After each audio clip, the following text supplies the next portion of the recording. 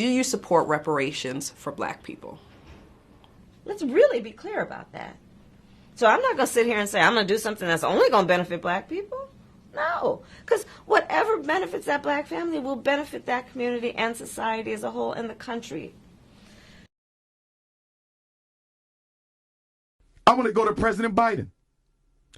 President Biden, your first day of office, you signed an executive order to protect the life and safety of transgenders. I have no problem with that. But you did it on your first day. But he sat up here with you, Charlamagne, and told black people that if you don't vote for me, you ain't black. So if you went out of your way begging black people to vote for you, why haven't we got an executive order or any other activity coming out of the Oval Office from President Biden to protect black people from police? I agree. Look what he's doing with the anti-Asian hate. President Joe Biden signed an executive order that is exclusive to Asian Americans and Pacific Islanders. I don't have a problem with that.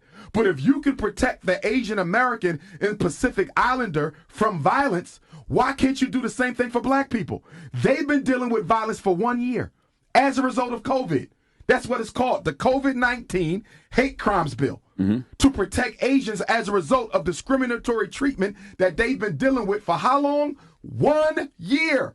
Black people have been catching hell for 400 years, and we have yet to get an executive order from Joe Biden to protect us from the police. So can I ask you a question? If the Senate was able to pass the anti-Asian hate crimes bill, Charlamagne and Envy, 96-1 with almost no opposition, why is it that the Emmett Till lynching bill still has not been approved? Why is it that there have been over 200 different anti-lynching bills introduced in the U.S. Congress? 200!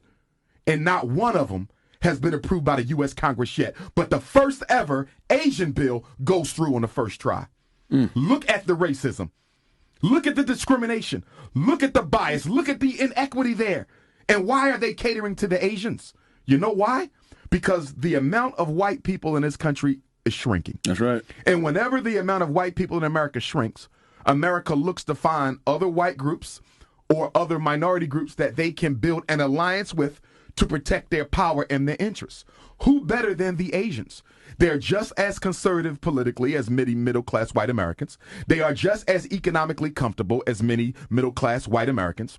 They don't like black people just as much as many middle-class white Americans. Not to mention that this can go a long way towards building relationships with Asian countries on the continent of Asia that America can't afford to build an alliance with Russia. Let us be clear about something. The continent of Asia is a big problem for the U.S. government. You got 3 power nations on that continent. You got Russia that America can't stand. You got China that America can't control. And you got India, which is one of the fastest growing populations, and it is quickly becoming the IT giant of the world. Kamala Harris is not the vice president by accident. Kamala Harris is the vice president on purpose because America needed to send the nation of India an olive branch to improve their relations because America can't afford for India to get tight with China or Russia. This is politics.